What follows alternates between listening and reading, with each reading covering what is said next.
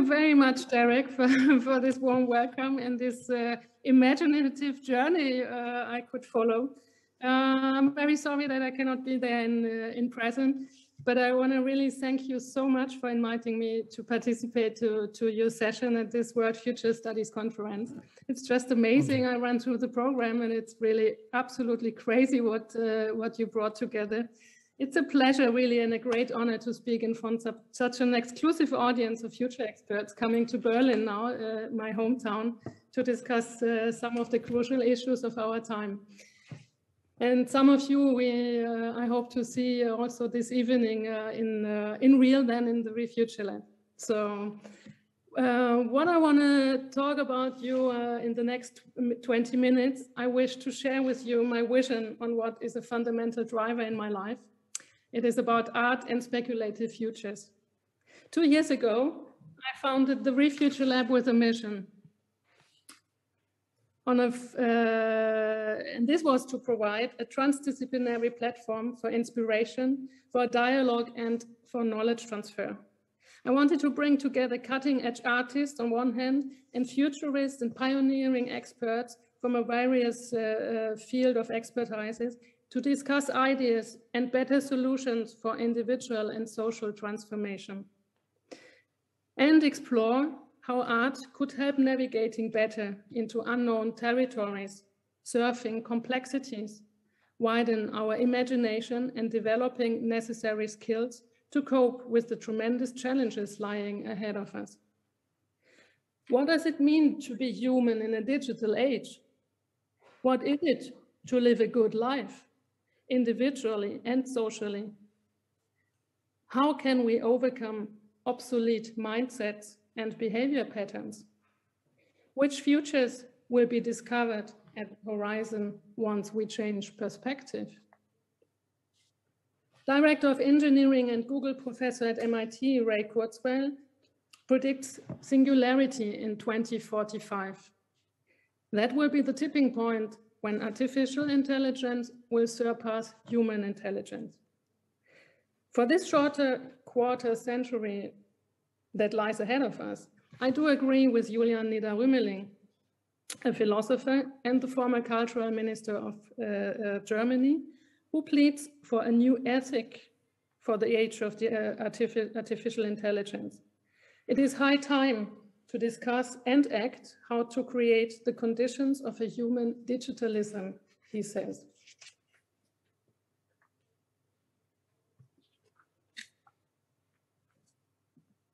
What if art would be the medium for the 21st century? Allow me to take a brief look back at the 20th century and evoke one of the most influential artists of that time, Josef Boyce. Certainly amongst Marcel Duchamp and one of the main characters, why art detached from the object and became a concept of ideas. Boyce, a pioneer of contemporary art and the key figure of the Fluxus movement, initiated what he called the concept of social sculpture. What we could understand as art in a context of social responsibility and the constant duty to develop our skills. This indeed also refers to what Friedrich Nietzsche called Lebensübungen, what might be translated with exercises in daily life in order to become a better human. With this educational approach, Josef Boyce aimed to blur the boundaries of disciplines and cover all areas of knowledge, such as philosophy, politics, social and cognitive science. Furthermore, he criticized the reduction of art to a purely aesthetic concept of beauty, and clearly shifted away from this, directing his work towards a transformation of culture to a collective purpose. Consequently, he founded the Free International University for Creativity and Interdisciplinary Research in 1974, with the intention to supplement the state educational system with interdisciplinary work and cooperation between the sciences and the art. Teaching is my greatest work of art, he said. And for Boyce, how do we think was a prior question to what can we do? And for him, the ability to think was a free will activity, combined with intuitive, imaginative, and inspirational abilities. Now, today, almost half a century later, these very questions still drive us at the Refugee Lab. How can we propose a concept of art which is based on the idea of social responsibility and human development? And from this, what could be the role of the arts in the 21st century? Beyond speculation design, we are living in an epoch-making time, a time of fundamental shifts. These shifts certainly have the same power as those of the Renaissance, the Enlightenment, or the Industrial Revolution, or are maybe even more fundamental. Today, at the dawn of the digital age and the Anthropocene, in which humans decide the fate of their species and that of the Earth, there is more at stake than managing the consequences of climate change and the ethical impact assessment of new technologies, such as brain-machine interfaces or gene editing. How can the divergent needs of humans, non-humans, and the Earth be reconciled in a balanced natural habitat? We should be aware that the power of the ideas with which we create new ideas is enormous, as Donna Haraway says, prominent scholar in the field of nature science and history of consciousness at the University of California. This is especially true for the process of composing ephemeral ideas for a new world worth living in, of transforming complex processes and multi-perspectivity into tangible and intelligible patterns. In this age of economic, ecological, and democratic upheavals and crises, speculative design becomes an indispensable skill.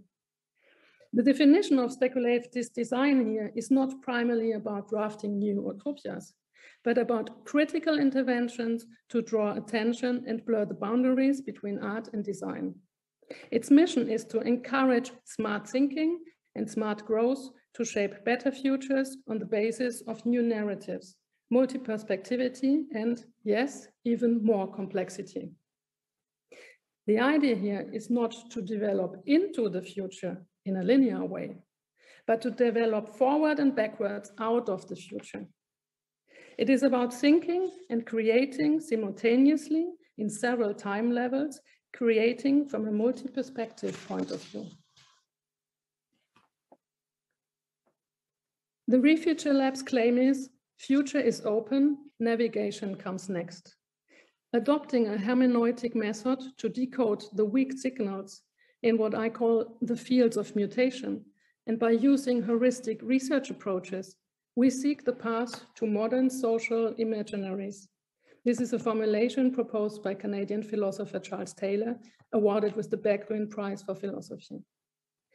Standing on the shoulders of Adorno's mimesis in construction and Boyce's social sculpture, more than ever, we have a greater obligation to reinvent, activate the discourse of how art, as a concept of thinking and acting, can help promote social change.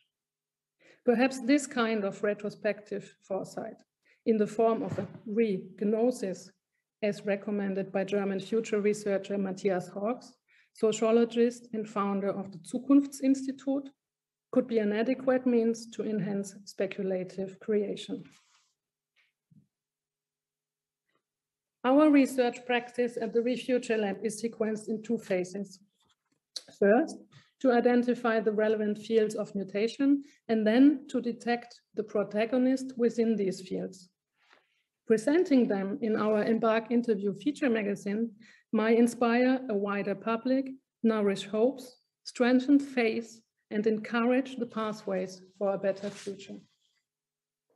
The Refugee Lab is aimed at people and organizations seeking new meaning, orientation, and tools to better navigate and actively shaping their future on a personal and as well on a collective level.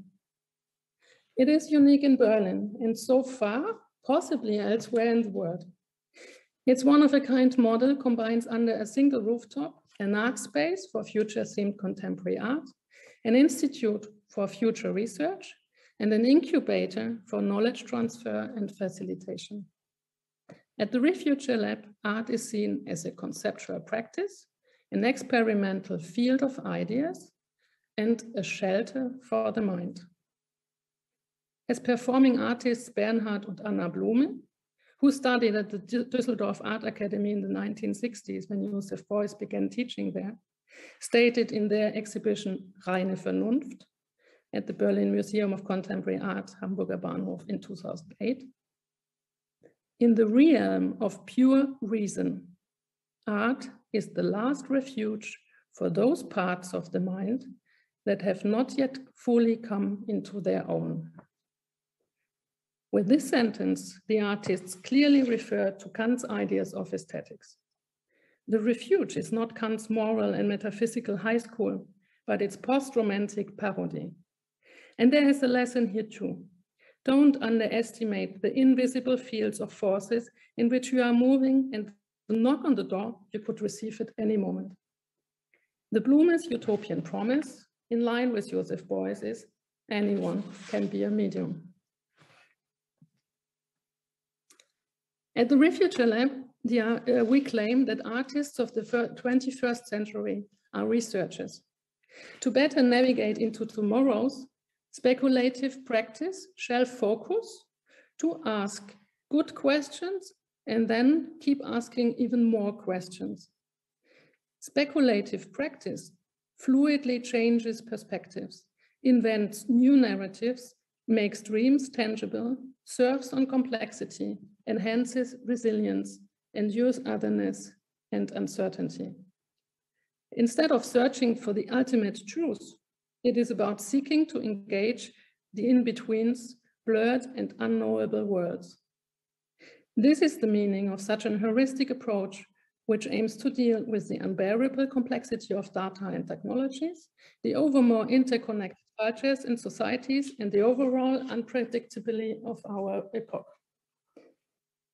In our view, speculative futures are about hypothesis building, creating the conditions for change, that is, instilling a personal mindset that is positive and capable of diffusing into society by capillary action, navigating with agility in a moving corridor, and allowing oneself to be surprised by moments of serendipity along the way, in interrelationship with phenomena and humans.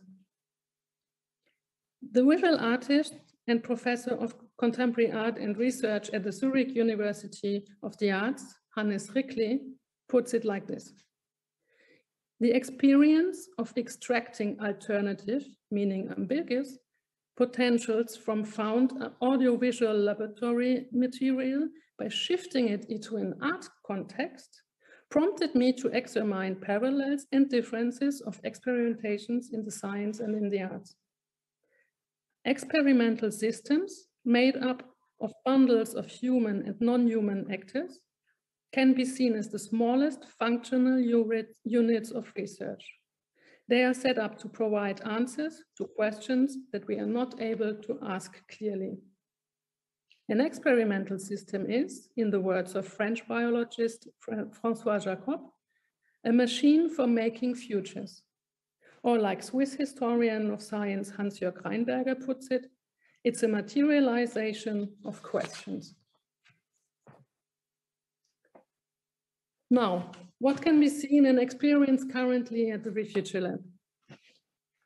The 2021 program runs under the theme Human Machine World, Art for the Anthropocene. It takes up two fundamental pillars that have become decisive for the intertwined history between man and earth in modern times, the humanistic and technological idea of progress. Next Friday, we will open part 2 of the cycle with the exhibition The Whole Earth 2045, Memories and Bodies from a Future. With the artists and designers Parsons and Charlesworth from Chicago, who will present part of their catalog for the posthuman, which is a commissioned artwork for the 2021 Venice Architecture Biennale.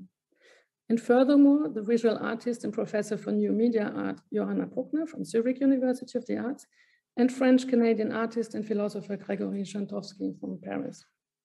Each of these three artists addressed pressing future issues in their very own specific way. For example, the future of human work and the physical and psychological consequences of data-driven productivity, Parsons and Charlesworth. Human dreams depicted and interpreted by artificial intelligence, Gregory Shantowski, and transcorporal experiences in a society of data surveillance, Johanna Bruckner.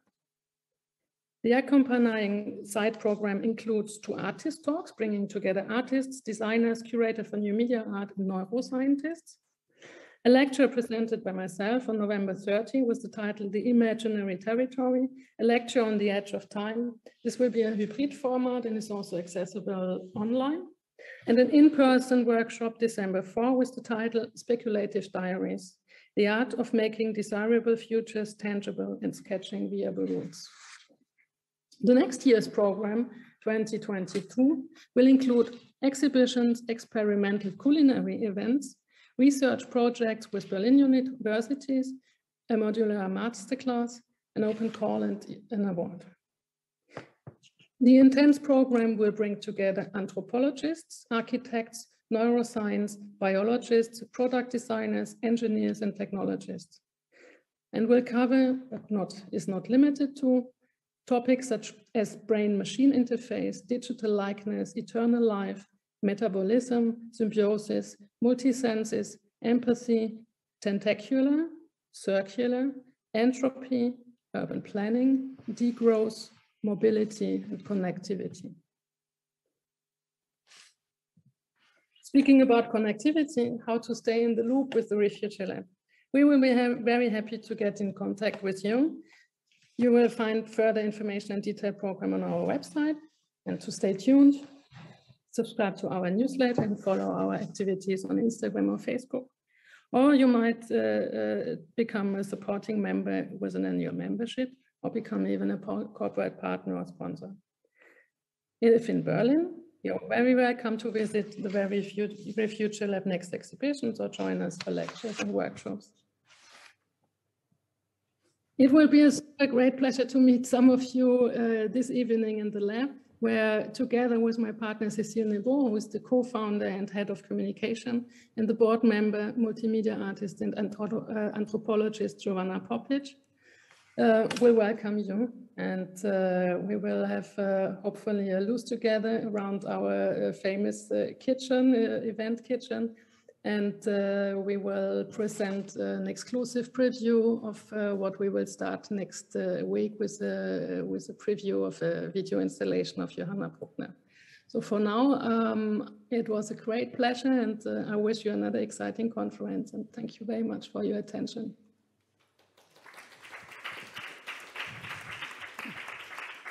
Madeleine, thank you very much indeed. Well, we will see a whole group of us going to see you later. I think you have about 20 people coming. So we very much look forward to it.